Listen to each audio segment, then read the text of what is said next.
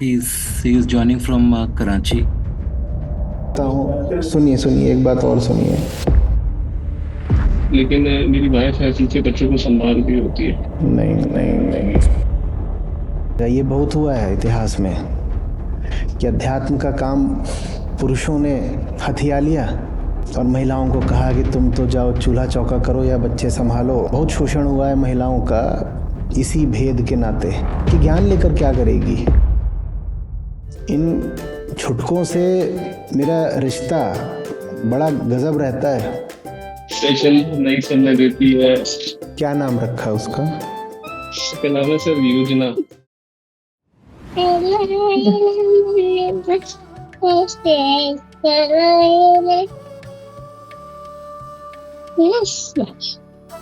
एक दिन बेटा यही रिकॉर्डिंग देखोगे, बार बार देखोगे।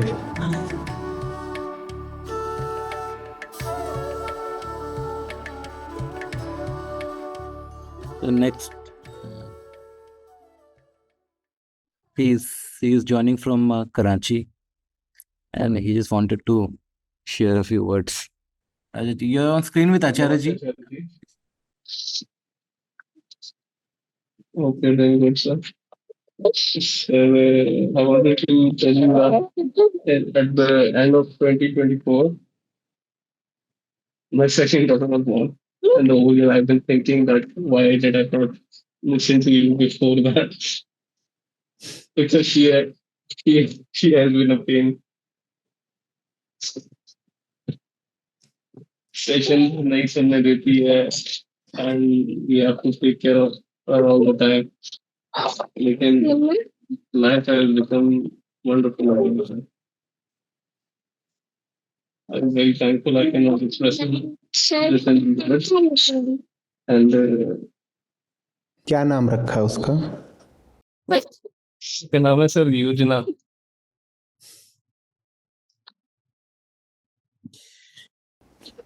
देखिए, किसी को दुनिया में लाना है कि नहीं लाना है वो एक फैसला है,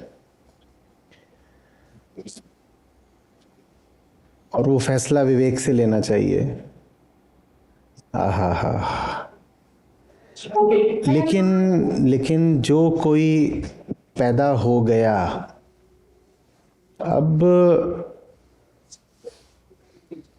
उसको पैदा करा है तो उसकी उच्चतम संभावना तक ले जाइए।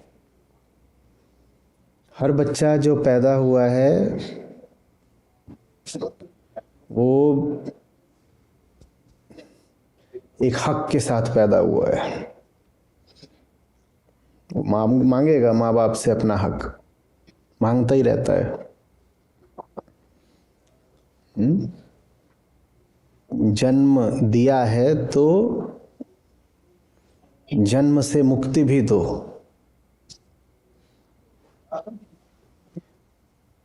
तो इसीलिए कई बार आप लोग समझ नहीं पाते। अब कहते हो कि आचार्य जी तो कहते हैं कि पृथ्वी को अब बच्चे नहीं चाहिए, लेकिन उनको बच्चे जहां भी दिखते हैं तो उठा लेंगे, ये करेंगे वो करेंगे।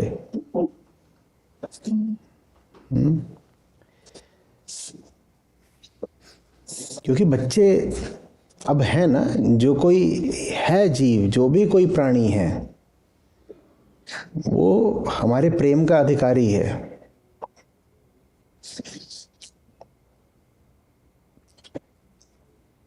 और वही बेहतर जीवन जी पाए, इसके लिए फिर ज़रूरी होता है कि हम दुनिया में बच्चों को सोच समझ कर लाएं। मुझे बच्चों से बड़ा प्रेम रहता है, इसलिए मैं कहा करता हूं कि माँ बाप बनना बड़ी जिम्मेदारी का काम है। मैंने कहा तो था एक बार कि मेरा बस चले तो सारे बच्चों को उठा करके किसी अनजाने द्वीप पर चला जाऊं और ऐसी दुनिया रचूं जहां उनके लिए ऊंची से ऊंची, अच्छी से अच्छी स्थितियां हों, जहां कोई उनको परंपरा, प्रगति या संस्कार के नाम पर खराब न करना पाए। खेलने को मिले, पढ़ने को मिले, दौड़ने को मिले, जानने को मिले। सिर्फ कंक्रीट की इमारतें न देखें, सब तरह के जीव हों, उनके साथ उठें, बैठें, बात करें, खेलें।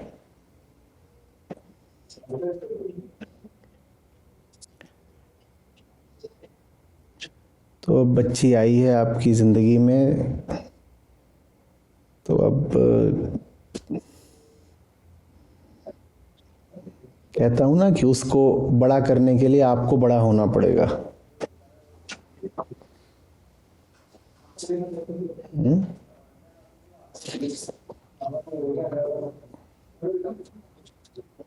इम्तिहान के रूप में आते हैं बच्चे ज़िंदगी में कि अब वो सॉरी, कभी कभार ऐसा लगता है कि जैसे मैं पर्सनली वॉशरूम में भी जाके सेशन सुन रहा होता हूँ और अपना टाइम दे रहा होता हूँ कम्युनिटी सेशंस को, लेकिन मेरी वाइफ है पीछे बच्चों को संभाल रही होती है, तो she is making the sacrifice for मी।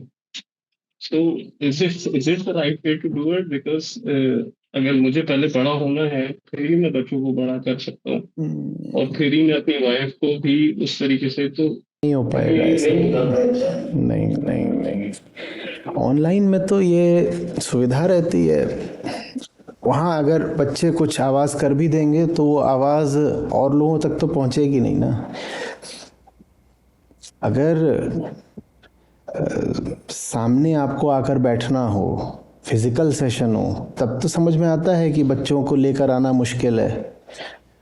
पर जब आप अपने घर में सुन रहे हैं तो बच्चे अगर हैं भी, कुछ बोल भी रहे हैं, तो भी आप मेरी बात तो सुनते रहेंगे। ये मत करिए कि बच्चों को संभालने के लिए आप सत्र नहीं सुन रहे। और आपको एक बात बताता हूँ, सुनिए, एक बात और सुनिए।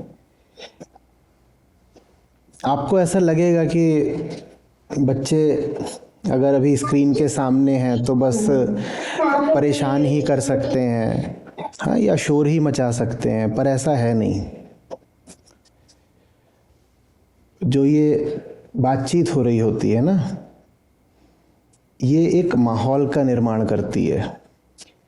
जब आप सत्र सुन रहे होते हैं तो आपका चेहरा, आपकी आंखें, आपका शरीर कुछ बदल जाता है बड़े सूक्ष्म तरीके से, और उस बदलाव को जो आपके पास बच्चा है वो भी अनुभव करता है। उस अनुभव में उस बच्चे की शिक्षा है। तो भले ही वो मेरे शब्द न समझ पा रहा हो बच्चा, फिर भी जो मैं सत्र ले रहा हूँ वो उस बच्चे के भी काम आ रहा है, वो कुछ सीख रहा है। तो बड़ा अजीब लगेगा कि 1 साल की बच्ची, 3 साल की बच्ची ये क्या सुन रहे हैं, ये क्या सीख रहे हैं। नहीं, अगर वो भी स्क्रीन के सामने बैठे हैं तो उनकी भी शिक्षा चल रही है, वो भी कुछ सीख रहे हैं। मेरे बोलने में कुछ है, आपके सुनने में कुछ है, हमारे संबंध में कुछ है, आपके चेहरे में कुछ है। बच्चे भांप जाते हैं, सब जीव भांप जाते हैं, कुछ हद तक पशु भी भांप जाते हैं कि कुछ विशेष हो रहा है।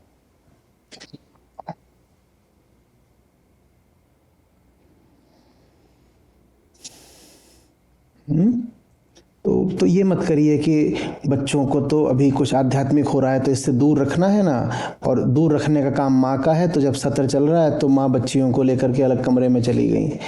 ऐसा कुछ नहीं, आप उनको लेके सामने ही बैठ जाइए। और आपको ताज्जुब नहीं हो अगर आप पाएं कि लंबी अवधि के लिए तो नहीं, पर बीच में 5 मिनट 10 मिनट, बच्चों के लिए उतना ध्यान भी बहुत होता है, बीच में 5 10 15 मिनट के लिए बच्चे भी स्क्रीन को देखते देखते एकाग्र हो जाएं। इन छुटकों से मेरा रिश्ता बड़ा गजब रहता है। आमतौर पे ये मुझसे पहले दूर भागते हैं, और लेकिन उसके बाद फिर दूर जाना ही नहीं चाहते, फिर ऐसे देखते रहेंगे बस। जैसे कुछ अजूबा देख लिया हो।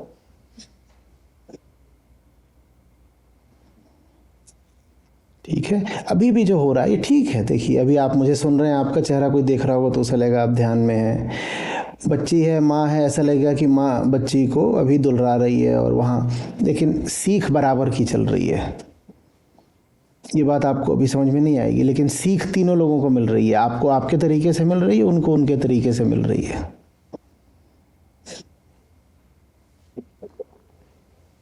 तीन कहा, दो भी नहीं कहा कि माँ और बाप को ही मिल रही हो। वो जो सुन रही है छोटी, उसको भी मिल रही हो। कुछ नहीं उसे समझ में आ रहा होगा। कुछ सालों बाद आप उससे पूछेंगे कि तुमने कुछ सुना था, कुछ समझा था, वो इनकार कर देगी, लेकिन फिर भी उसे आ रहा है समझ में। उस तरीके से नहीं जैसे आपको आ रहा है, पर उसे भी कुछ मिल रहा है।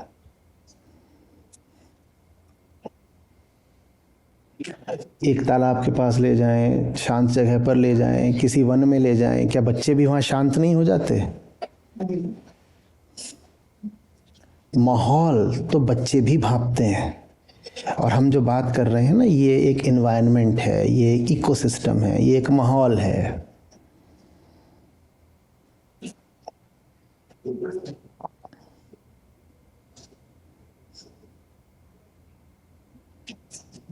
आपका सबसे सुंदर चेहरा ही वही होता है जब आप सत्य के प्रति एकाग्र होते हैं।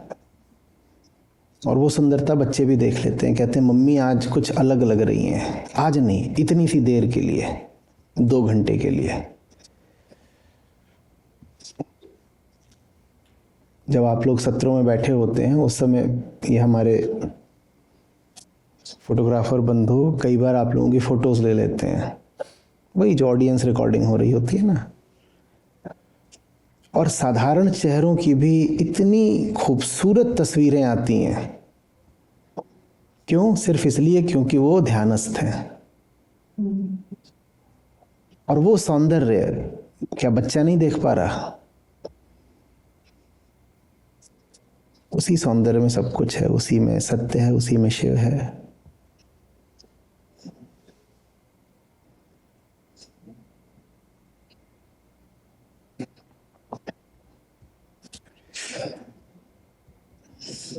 ये मत करिएगा, ये बहुत हुआ है इतिहास में कि अध्यात्म का काम पुरुषों ने हथिया लिया और महिलाओं को कहा कि तुम तो जाओ चूल्हा चौका करो या बच्चे संभालो, और तुमको कुछ अगर धार्मिक काम करना है तो कहीं बैठ करके ताली बजा लो बाबा जी के सामने। ये भी एक भेद चला है परंपरा में कि ज्ञान मार्ग पुरुषों के लिए है और भक्ति मार्ग महिलाओं के लिए है। ये सब व्यर्थ है, इस भेद में मत पड़िएगा।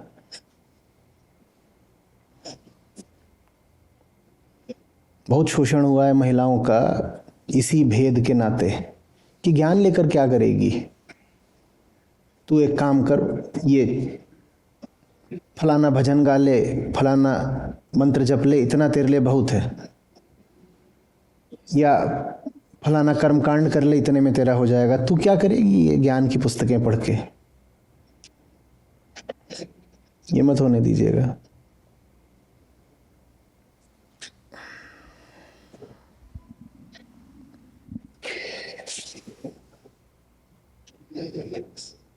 अरे ये तो बच्चे हैं, अब मैं बोलूंगा उसको उसी तरह सुनिएगा जैसे मैं कहना चाह रहा हूं। अंधविश्वास से मत ले जाइएगा। हमारा खरगोश होता था गोलू, वो वैसे दिन भर कहीं भी रहे, सत्र के समय वो बिल्कुल आकर मेरे सामने बैठ जाता था, एकदम सामने, मेरी ओर मुंह करके, और उसे बिल्कुल डर नहीं लगता था कि इतने सारे लोग यहाँ पर बैठे हुए हैं, ये न जाने कौन सी बड़ी सी प्रजाति होमोसेपियंस के हैं।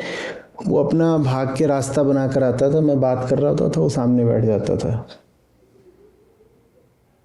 और एक बार नहीं, ये तय था, ना उसको बुलाना पड़ रहा, ना कुछ करना पड़ रहा। और किसी दिन अगर वो मुझे दिखाई न दे तो इसका मतलब बस ये है कि कोई दरवाजा बंद है जिसको वो पार नहीं कर पा रहा। एक दो बार तो दरवाजे पर उसके पंजे खुरचने की आवाज़ से पता चले कि अच्छा दरवाज़ा बंद कर दिया है क्या, खोल दो। खोला नहीं कि वो आकर के सामने बैठ जाता था। कई बार बिल्कुल पाँव के पास। क्या उसे शब्द समझ में आ रहे थे? नहीं। क्या उस तक कोई विशेष ध्वनि तरंगे पहुंच रही थी, वाइब्रेशंस वगैरह? नहीं। पर जैसे जानवर खतरा भांपते हैं ना, वैसे वो ये भी भांपते हैं कि कहाँ खतरा अब नहीं है। जैसे वो हिंसा भांप लेते हैं, वैसे ही उन्हें ये भी दिख जाता है कि कहाँ अब अहिंसा है।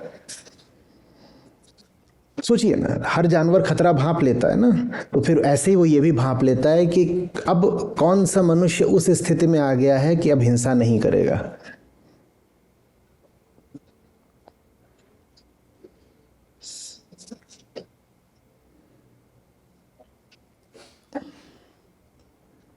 कल ही था, हम बीच पर टहल रहे थे, दो कुत्तों ने जिद ठान ली, खेलो हमारे साथ। और साथ में ये चचा चल रहे थे और कोई घबराए कि ये आए हैं कुत्ते, इतनी जोर से दौड़ते हुए आ रहे हैं, आपको काटने आ रहे हैं। काटने नहीं आ रहा है, वो खेलने आ रहा है। और फिर उसका सर सहलाया, ये सब पूरा रात में। एक बजे, 1 बजे, 2 बजे, बीच में एक बार चिल्ला पड़े। इनको लगा ये तो अब चढ़ रहा है ऊपर, एक काटे। काटना नहीं है, उसे खेलना है। और उसको पता है कि मैं उसे नुकसान नहीं पहुंचाऊंगा। उसको दिख रहा है कि ये आदमी ऐसा है कि इसके ऊपर चढ़ भी जाओ तो भी नुकसान नहीं पहुंचाएगा। तो खेलना चाह रहा है, अनजाना कुत्ता है। और आधे घंटे तक वो मेरे ही आसपास धूम मचाता रहा। दो थे, कूद फांद कर रहे थे, वो आपस में भी कुछ कर रहे हैं, एक दूसरे को गिरा रहे हैं, कुछ कर रहे हैं।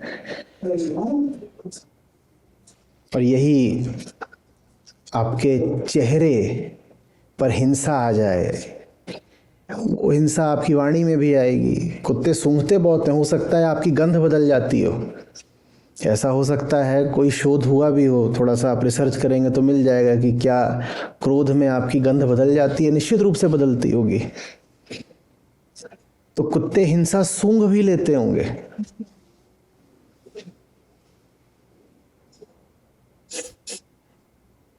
बड़ा सुंदर था, ऊपर चंद्रमा, सामने समुद्र, और सब भग गए थे रात में। सब कोई नहीं, सब कुछ खाली पड़ा हुआ था। 1 बजे से आगे का समय था। मैं था, साथ में तो लोग थे और 2 कुत्ते। दूर दूर तक इधर दोनों तरफ कोई नहीं। कुत्तों के लिए भी तो खतरे की बात हो सकती थी। मैं डंडा ही बजा दूं तो, सब तरह के मांस खाए जाते हैं, मैं कुत्ता ही मार दूं तो। पर उनको दिख रहा है कि मामला सुरक्षित है।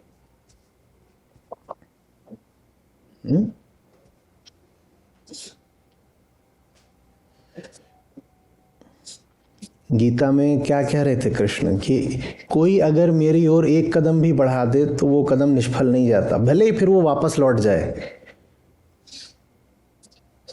पर उस एक कदम की याद, उसकी छाप उसके साथ रहती है। एक कदम मेरी ओर बढ़ा के अगर कोई वापस लौटा है तो अब दूनी गति से वापस आएगा मेरे पास। तो जिसको मिल रहा है, जो जितना आगे बढ़ रहा है, थोड़ा भी सही, उसको आने दीजिए। अगर वो फिर वापस लौट भी गया तो भी उसने अब दोबारा सच की ओर आने का अपना मार्ग प्रशस्त कर लिया है।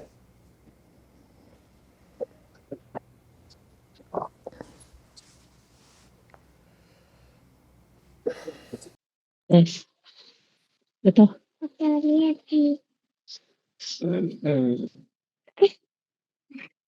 You told us that I get my कर्म को नहीं देखना है, अपने सेंटर को देखना है। हमारा सेंटर राइट होना चाहिए।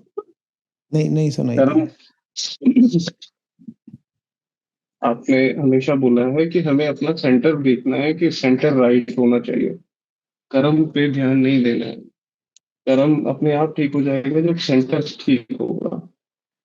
तो मैं कभी भी अपने बच्ची पे या जो थॉट होती है, ये बड़ी बेटी पे भी कभी भी डिसिप्लिन वगैरह या ऐसा, मतलब मैं उसको मस्ती करने देता हूँ अपने हिसाब से। जैसे बच्चे, आप बोलते हैं कि बच्चों का जो आज़ादी है वो छीननी नहीं चाहिए, तो ये बात मैं समझ रहा होता हूँ, लेकिन इसमें भी कहीं पे मैं लिमिट्स को जज नहीं कर पाता कि कितनी लिमिट तक उनको होना चाहिए, because sometimes it can be harmful for the kid. तो लिमिट्स व्यवहार तय करेगा ना, क्योंकि शरीर व्यवहारिक तल पर होता है ना। And I can see clearly कि अब मैंने तो पहले एग्जाम किया था, तो I have understood a little bit about about Gita and about all this, but मेरी वाइफ वो ऐसी ही है, तो वो बार बार बच्चे को डांट रही है, और फिर मैं भी उनको डांट रहा होता हूँ इन टर्म। डांटना अपने आप में कोई कोई आवश्यक रूप से कोई बुरी बात नहीं हो गई है, समझिएगा। दो चीजें होती हैं, परमार्थ जहाँ अनंत मुक्ति है, और व्यवहार जहाँ सब कुछ ही सीमित है, अमुक्त है ना। तो इसलिए मैं कहा करता हूँ freedom is for the free. अब है कोई व्यवहारिक तल पर जहाँ सीमा ही सीमा है, और आप कहो मैं इसको अनंत आजादी दूंगा, तो गड़बड़ हो जाएगा। तो व्यवहारिक रूप से अभी बच्चे जिस स्तर पर हैं, बाहर भी उन्हें उसी के अनुपात में आजादी दी जानी चाहिए। तो उन पर व्यवहारिक बंदिशें लगाना, व्यवहारिक अनुशासन लगाना, ये कोई अपने आप में निश्चित रूप से कोई गलत बात नहीं है। लेकिन आप जो बंदिश भी लगाएं, उसका उद्देश्य यही होना चाहिए कि धीरे धीरे इस पर बंदिश लगाने की जरूरत कम पड़े। अगर मैं सीमा लगा रहा हूं किसी बच्चे पर, तो इस उद्देश्य से कि अगले दिन कम सीमा लगानी पड़ेगी, फिर और कम, फिर और कम, और जल्दी ही वो बिंदु आ जाए जहां मुझे कोई सीमा न लगानी पड़े, इसको पूरी तरह आजाद छोड़ दें।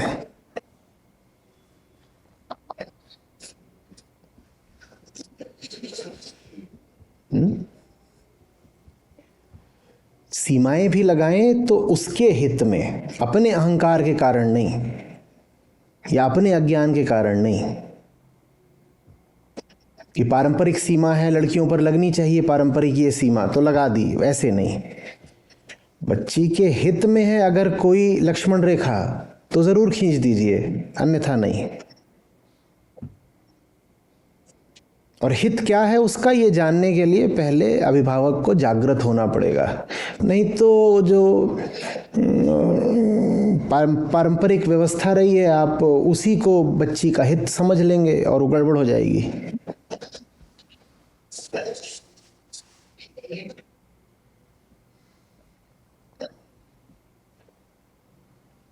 तो आपके यहाँ क्या बज रहा है अभी?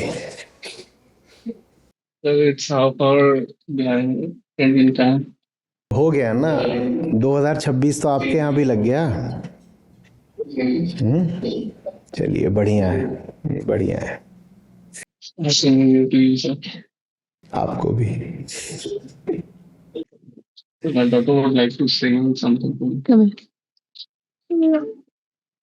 Ganesh? Please. ये कौन है? कौन है? कौन है? कौन है वो?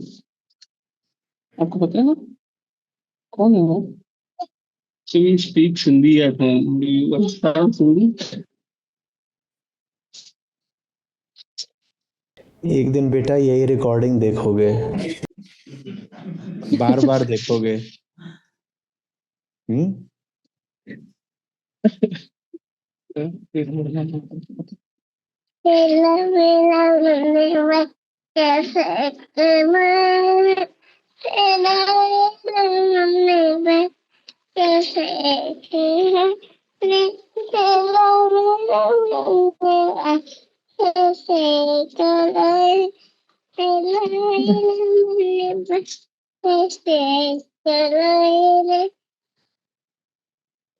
Yes.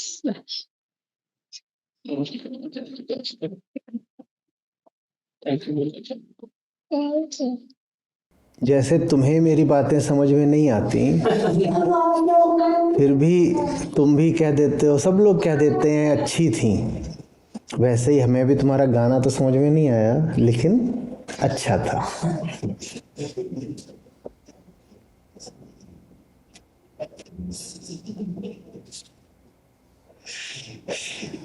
चलिए,